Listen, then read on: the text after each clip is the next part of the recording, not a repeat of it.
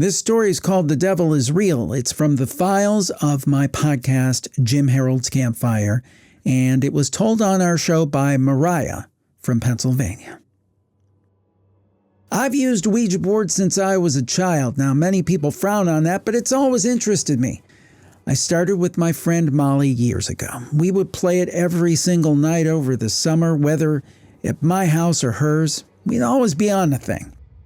Now, the same spirit Gail would come through each time. Every night we'd ask for someone different, but it would always be Gail. And at the time, it seemed innocent. Nothing weird aside from the fact that, well, we were talking to the dead.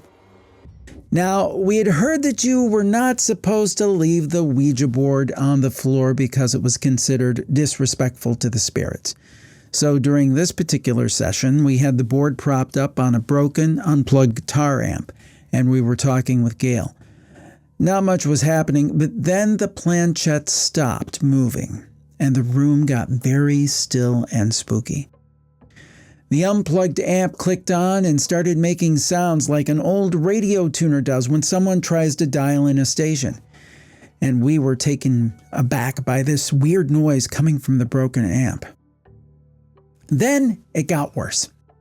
Suddenly we heard this deep southern voice of a man who sounded like a preacher, and he said, "The devil is real."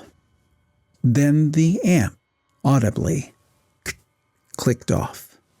Now, I never ran so quickly in my entire life. We couldn't recall much about what happened next. Molly and I were almost killing each other to get out of that room. Now, some might question my judgment, but I went right back to the Ouija board, and nothing like this has ever happened since. I don't know what was coming through that night, but it sure was terrifying. And that was Mariah from Pennsylvania from the files of Jim Harold's Campfire. That's my podcast you can find on all the podcast apps and right here on YouTube.